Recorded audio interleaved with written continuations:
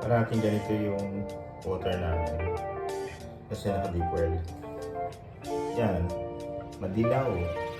Yung maraming minerals yung water, kaya nagkakos ng pag-dilaw dito.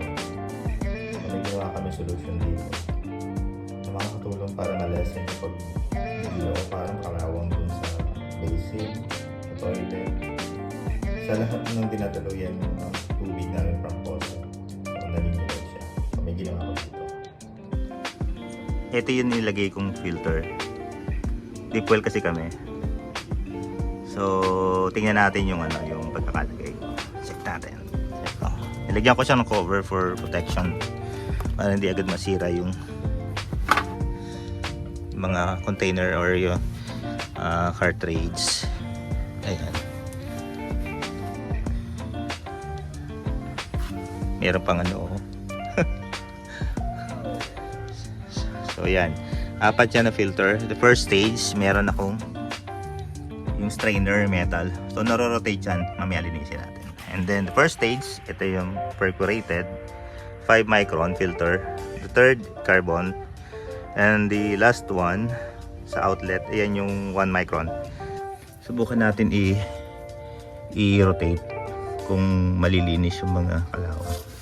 Ayan, kasi ito self-cleaning. So tingnan mo. So parang nade-drain yan, may hose to yung drain ko. So parang hindi talaga siya rin masyado effective. Ganun pa rin siya, kalawang. So tanggalin natin yan after.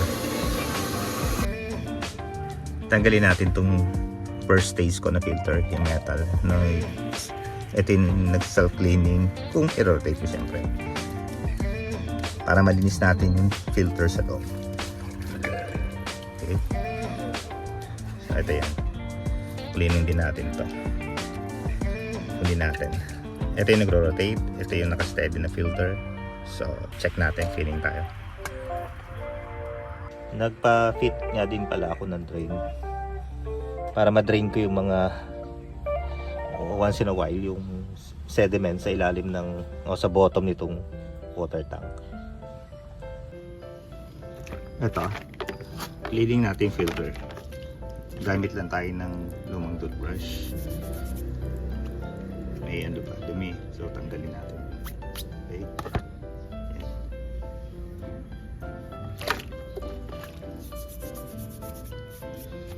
So, makikita nyo, magiging madilaw yan. So mga minerals. Ayan, nalalaglag na siya. Babrush mo lang ganyan. And then, dumilaw na siya.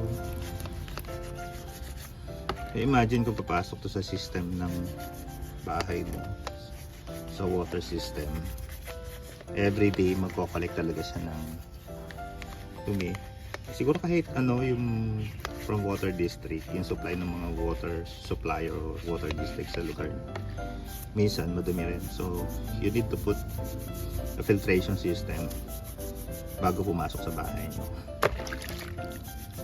para ma-prevent yung mga sobrang minerals, yung mga kalakalawang sa linya ng water supplier tsaka sa bahay nyo. Check natin. Ito kasi nanilaw ng anong condition ng water namin dito sa deep well na system. Wala kami magawa doon dahil naka deep well. Kailangan talaga filtration. So ito naman madilaw lang pero malinis na.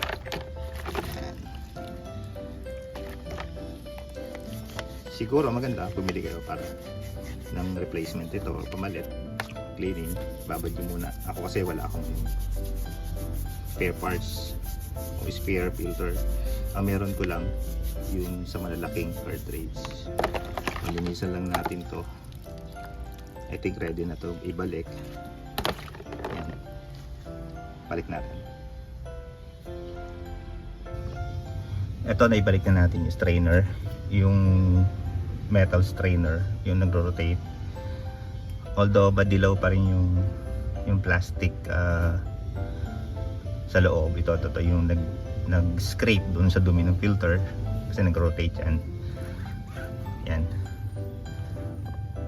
Hindi maiwasan na magbago yung kulay niya kasi nga madilaw yung tubig namin. inopen ko na rin yung line. So may mga tools na kasama ito pag bumili kayo. Yan, pantanggal siya. Yan, this is smaller for this one. So may mga available na filter naman to. So it will help you reduce the minerals coming from your deep well or supplier, water supplier. So that's it. Check natin mamaya yung yung observe natin yung water natin nagpa-flow doon sa mga gripo, kung may dilaw pa ba or mga mineral na kasama pag nag-flow. Let's go! Ito na mga brad and sis, yung resulta ng paglalagay namin ng filter. Nawala na yung excessive na pagdidilaw dito from water. Ang problema ko lang talaga is this part. Ito mga portion na to, kasi para may collection ng mineral dito. Naging solidify na siya. Hanapan natin yan sa susunod na vlog natin, sa video.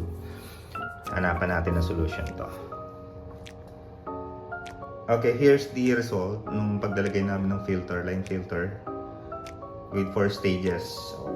I'll consider it 5 ang metal strainer namin sa first pass ng water.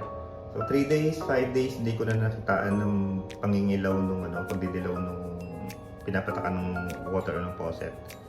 So it helps us a lot, especially sa misis ko, kasi lagi siya nag-cleaning ng mga toilet seat, shower. So mura lang naman yung filter, you can replace it once or twice a week if you want. Mura lang naman to sa Shopee or Lazada, sa mga hardware na malapit sa inyo. So for me, this is 80% effective dito sa amin, and you can try it at your home. So it will reduce some stress if you are experiencing like this condition of water from our deep well, or if you have nawasa, much better. So yeah, try it guys, mura lang, and then it will help a lot sa pag-control ng dirt, minerals. And you can buy a TDS, so you can test your water. For us, we have a TDS of 470 before installing the filter, and after installing the filter, it drops to 240, 250. So a big improvement sa water condition namin dito sa bahay. And that's it guys. I hope na-share ko sa inyo yung ideas na para makatulong kahit konti sa inyo. So, see you on my next video. Bye!